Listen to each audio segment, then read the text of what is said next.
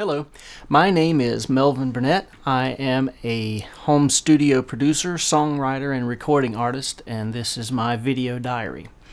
I've been talking lately about my new album, Porcelain, which is a Christmas album, but it's not a Christmas album like you're used to.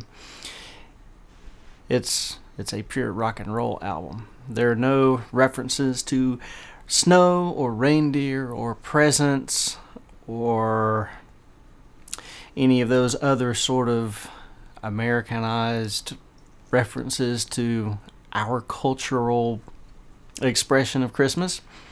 And the reason for that is because back in December, I was having a hard time internalizing the spirit of Christmas. It just felt very distant to me. And I realized that the reason for that is just because of all of these sort of surrounding celebrations and ceremonies and traditions and so on and so forth. All of those things seemed to be kind of empty to me, and they were distracting me. I knew that there was a real reason why we do the things that we do, and all of those things were getting in the way of me experiencing that. Part of it is that even though we know the Christmas story that is at the heart of all of the celebration, we tend to sanitize that story, and we tend to put those characters up on a pedestal, and we make them unapproachable. We can't relate to them anymore, and so the lessons that we can learn from them are sort of out of reach for us for that reason. So that's my goal in this album, is to make these characters into real people. And so that's in the album. I don't call them by name. I just talk about the things that they do and the way that they feel, because I think that might help us to relate to them a little bit more and see them as people, and then see them as people like us. So anyway, today, the song that I'm talking about today is called Persuasion, and it is a song about King Herod. And as I was thinking about this song, I was trying to see what his world was like. And what occurred to me is that,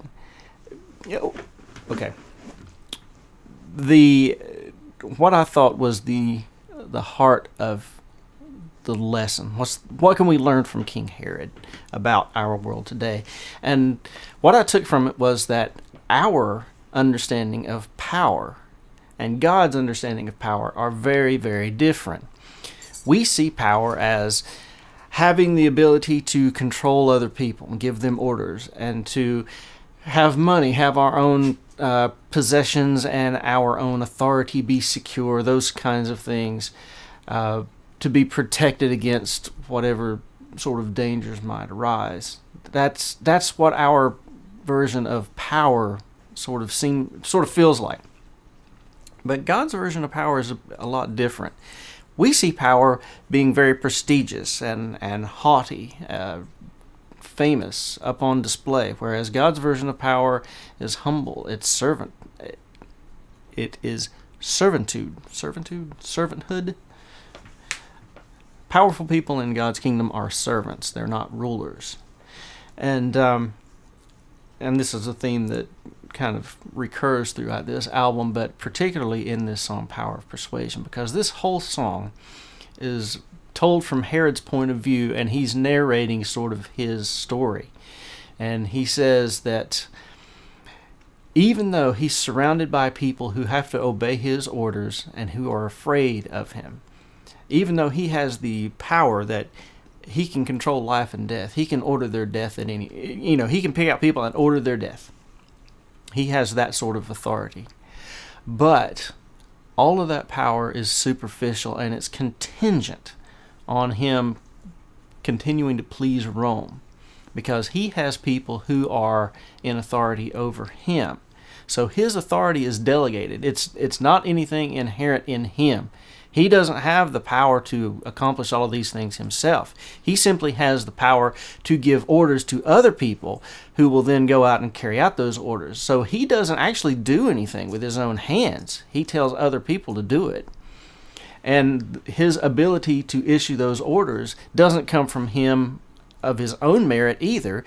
It's because he is a representative of a higher authority.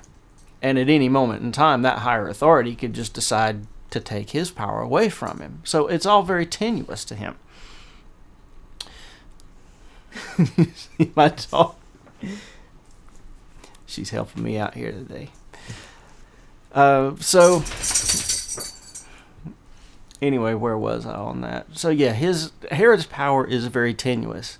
And what I thought was an irony of all of that is he's got authority over various and sundry groups of people. He's got power over the Jewish people who live in his province.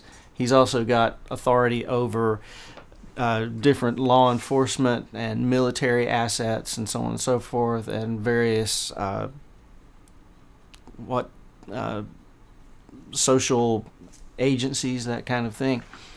But at any time, those different people that he has authority over, if they all banded together and they just said, "Nah, we're done with you. We want to get rid of you," and they just simply refuse to obey his orders, if the soldiers under his command refuse to obey his orders, he's got nothing. He is absolutely impotent, and he knows that.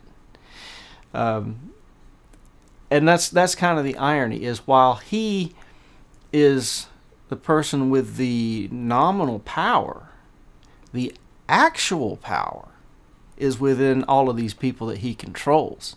And so his power is all an illusion, and him maintaining that power is totally contingent on him maintaining that illusion of power among them. He has to keep them convinced that he has power over them, because as soon as they realize that it's all just fake, then it goes away. And so that's the whole point of the song, is he keeps everybody under his thumb, under his power, through his power of persuasion, as he persuades them that he has the power that he claims to have, and which he does actually. He is able to execute, but it's a power that isn't his. He is just simply the administrator of that power. So anyway, that's kind of the that's what Herod's song is all about, the power of persuasion. And again, just to kind of draw our attention to that, and maybe to change the way that we look at the world a little bit, so we're not quite so quick to see what appears to us to be power and wealth and prestige and security and all of those other things that we tend to sort of aspire to, and realize that those things they're not really as powerful as we tend to think of them. Those things are really a lot more tenuous than we realize. And the real power is in all of our collective efforts to go out, because that is what makes change in the world. It's not the people giving the orders, it's the people who actually go out and get their hands dirty and do the work. That's where the power is.